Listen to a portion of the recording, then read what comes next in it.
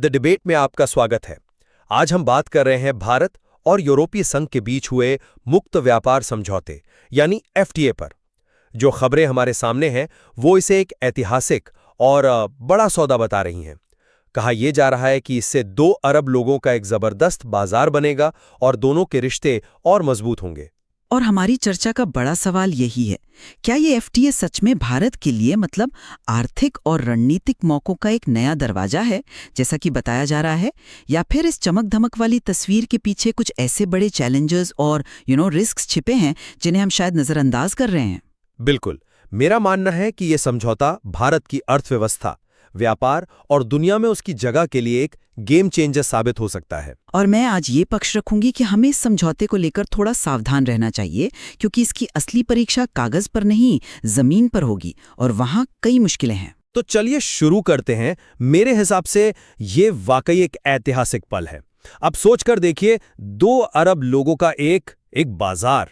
ये भारतीय कंपनियों के लिए, हमारे एंटरप्रेन्योर्स के लिए विकास के ऐसे मौके खोलेगा जिनकी हम कल्पना ही कर सकते हैं। और ये सिर्फ चीजें खरीदने बेचने तक सीमित नहीं है। स्रोत साफ कहता है कि रक्षा, लोगों की आवाजाही और सर्विसेज जैसे स्ट्रेटेजिक सेक्टर्स में सहयोग बढ़ेगा। ये भारत यूरोपीय संघ के रिश्ते को एक नए लेवल पर ले जाएगा। अभी देखिए, हमारा आपसी व्यापार $136 बिलियन का है। इसे बढ़ाने की जो क्षमता इस डील में है, उसका सीधा असर हमारी इकोनॉमिक ग्रोथ और नौकरियों पर पड़ेगा। सबसे बड़ी बात सोचिए, भारत के टेक्सटाइल और लेदर प्रोडक्ट्स पर अभी यूरोप में 10 से 12% का टैरिफ मतलब टैक्स लगता है। अगर ये शून्य हो जाए तो हमारे एक्सपोर्टर्स सीधे तौर पर बांग्लादेश और वियतनाम जैसे देशों से मुकाबला कर पाएंगे, जिन्हें पहले से ही ये छूट मिली हुई है। ये मेक इन इंडिया के लिए कितना बड़ा बूस्ट होगा। ये दुनिया को एक संदेश है कि भारत रूल बेस्ड ट्रेड के लिए कमिटेड है। देखिए, ये सब सुनने में बहुत अच्छा लगता है, लेकिन मैं इसे एक अलग चश्मे से देखती हूँ। कोई भी डील कागज पर हमेशा शानदार दिखती है, पर उसकी कामयाबी का पता तो उसके नतीजों से चलता है, सिर्फ घोषणाओं से नहीं। आपने कहा अधिकांश वस्तुओं पर टैरिफ हटेगा। मेरा पहला सवाल तो यही है, अधिकांश क्यों, सभी क्यों नहीं?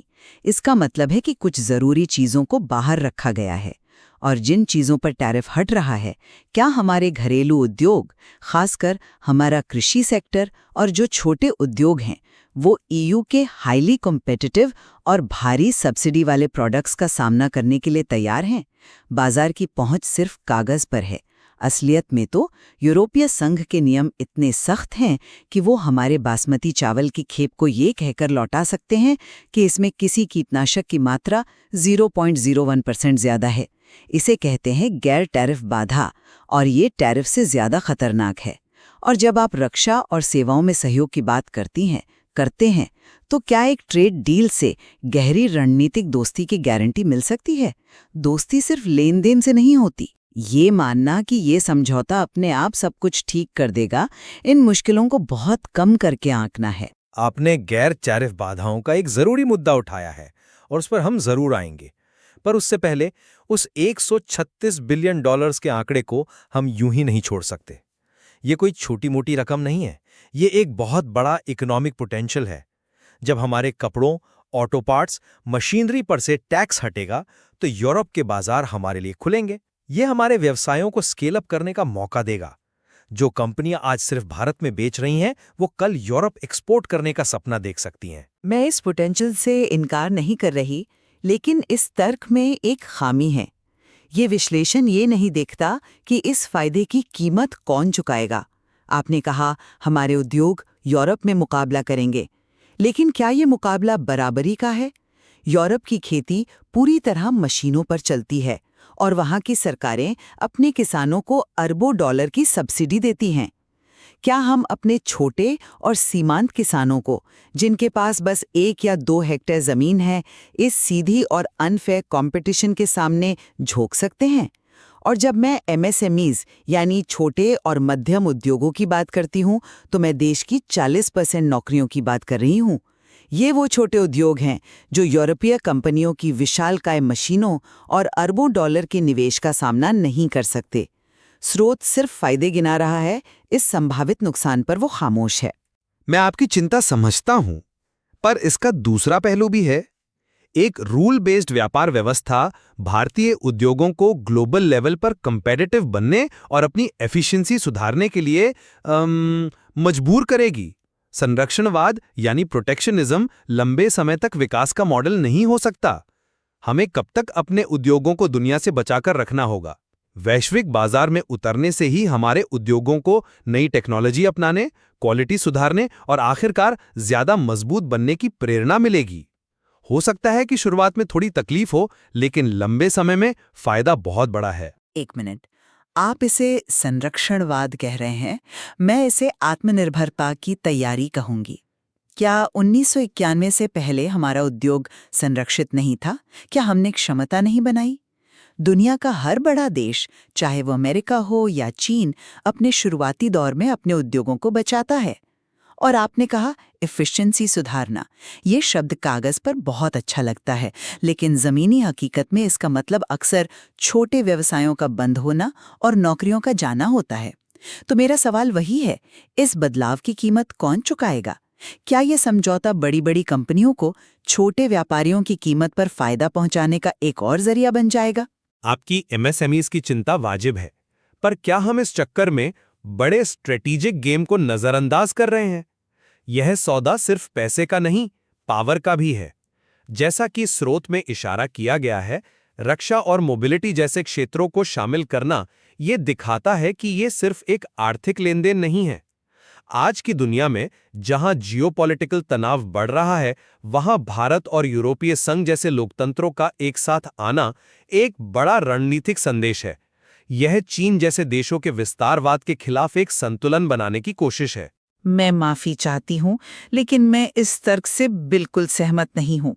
हमें इतना भोला नहीं होना चाहिए। व्यापार समझौते हमेशा आर्थिक हितों से ही तय होते हैं। रक्षा जैसे संवेदनशील मामले में सहयोग के लिए साझा खतरे और गहरा भरोसा चाहिए, जो एक एफटीए से पैदा नहीं हो सकता। गहरे रणनीतिक संबंधों का वादा करना बहुत आसान है, लेकिन क्या यूरोपीय संघ के 27 सदस्य देश भारत के हर रणनीतिक मुद्दे पर एक साथ खड़े होंगे? क्या फ्रांस और हंगरी रूस को लेकर एक ही राय रखते हैं? जब चीन की बात आएगी, तो क्या जर्मनी, जिसका चीन के साथ बहुत बड़ा व्यापार है, भारत का साथ देगा? ये एक बहुत बड़ा सवालिया निशान है।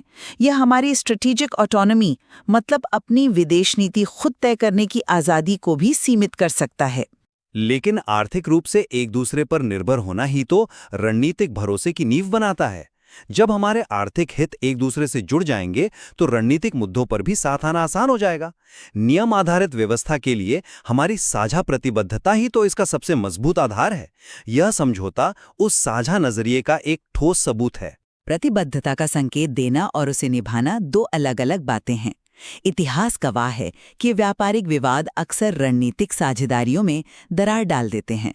कल को अगर भारत कोई ऐसा रणनीतिक फैसला लेता है जो किसी यूरोपीय देश के आर्थिक हितों के खिलाफ हो, तो क्या होगा? क्या तब ये समझौता उस तनाव को झेल पाएगा? सिर्फ एक एफटीए को एक मजबूत रणनीतिक गठबंधन मान लेना मेरे ख्याल से जल्दबाजी होगी। चलिए आखिरी मुद्दे पर आते हैं, इसे लागू करने पर। स्रोत में नियम आधारित व्यापार का जिक्र है। इसका मतलब है कि अगर कोई विवाद होता है तो उसे सुलझाने के लिए एक मजबूत सिस्टम होगा। ये एक मजबूत ढांचा देता है जो दोनों पक्षों के हितों की रक्षा करेगा। बिल्कुल, और यहीं पर सबसे बड़ी चुनौती है जिसे स्रोत पूरी तरह से नजरअंदाज कर रहा है। नियम आधारित कहना बहुत आसान है, लेकिन दो अलग अलग कानूनी और रेगुलेटरी सिस्टम को एक साथ लाना एक पहाड़ चढ़ने जैसा है। आपने मेरे बासमती वाले उदाहरण पर ध्यान नहीं दिया। ये वैसा ही है जैसे कोई आपको पार्टी में बुलाए पर दरवाजे पर कह दे कि आपके जूते हमारे ड्रेस कोड से मैच नहीं करते। टेक्निकली आपको आने से मना नहीं किया, पर आप अंदर जा भी नहीं सकते। यूरोपीय संघ अपने सख्त स्टैंडर्ड्स के लिए जाना जाता है, चाहे वो फूड सेफ्टी हो, पर्यावरण के नियम हो या डेटा प्राइवेसी का जीडीपीआर कानून हो। क्या हमारे लाखों छोटे निर्यातक इन महंगे और जटिल स्टैंडर्ड्स को पूरा कर पाएंगे? 2 अरब लोगों का बाजार बनाना सिर्फ टैक्स हटाने से कहीं ज्यादा मुश्किल है। असली चुनौती इन अदृश्य दीवारों यानी नॉन टैरिफ बैरियर्स को गिराना है, और इस प्रक्रिया में सालों लग सकते हैं। ये एक जायज मुद्दा है, मैं मानता हूं, लेकिन ये समझौता इन चुनौतियों से निपटने के लिए एक प्लेटफॉर्म भी तो देता है। बातचीत के जरिए, सहयोग के जरिए इन स्टैंडर्ड्स को एक जैसा बनाया जा सकता है। और इसे दूसरी तरह से देखिए, ये हमारे उत्पादकों को अपने स्टैंडर्ड्स को ग्लोबल लेवल पर लाने का एक मौका भी देता है। अगर हमारा कोई प्रोडक्ट यूरोप के सख्त मानकों पर खरा उतरता है तो वो दुनिया के किसी भी बाजार में आसानी से बिक सकता है। ये तो हमारी इंडस्ट्री के लिए एक क्वालिटी अपग्रेड है। ये एक बहुत ही आशावादी नजरिया है। मैं इसे दूसरी तरह से देखती हूँ। ये मौका असल में भारतीय व्यवसायों पर, खासकर छोटे वालों पर, एक बहुत बड़ा बोझ डाल सकता है। इन नए सर्टिफिकेशन, लैब टेस्टिंग और कानूनी प्रक्रियाओं का खर्च कौन उठाएगा? नतीजा ये होगा कि सिर्फ बड़ी कंपनियां, जिनके पास पैसा और वकीलों की फौज हैं, वही इसका फायदा उठाएंगी, और छोटे व्यापारी या तो इस रेस से बाहर हो जाएंगे या फिर इन बड़ी कंपनियों के लिए माल बनाने वाले सप्लायर बनकर रह जाएंगे। इसलिए जब तक हम इन जमीनी हकीकतों को नहीं समझते, तब तक सिर्फ ऐतिहासिक उपलब्धि का जश्न मनाना अधूरा लगता है। तो निष्कर्ष के तौर पर मैं यही कहूंगा कि ये भारत यूरोपीय संघ समझौता एक दूरदर्शी और बेहद जरूरी कदम है। इसमें हमारी अर्थव्यवस्था को रफ्तार देने, व्यापार को नई ऊंचाइयों पर ले जाने और एक मजबूत रणनीतिक साझेदारी बनाने की जबरदस्त क्षमता है। ये भारत को दुनिया के मंच पर एक मजबूत ताकत के रूप में स्थापित करेगा। हाँ, चुनौतियां हैं, लेकिन वो उन मौकों के सामने छोटी हैं जो ये समझौता हमें दे रहा है।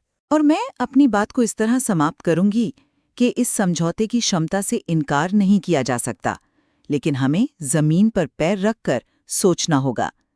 इसका पूरा फायदा उठाने के लिए हमें पहले अपने घरेलू उद्योगों पर इसके असर, गैर टैरिफ बाधाओं की सख्ती और रणनीतिक सहयोग की हकीकतों जैसी गंभीर चुनौतियों से निपटना होगा। ये एक अच्छी शुरुआत हो सकती है, लेकिन मंजिल अभी बहुत दूर है और रास्ता आसान नहीं है। आज की इस बातचीत से ये तो साफ है कि भारत यूरोपीय संघ एफटीए एक बहुत ही जटिल और मल्टी लेयर्ड विषय है।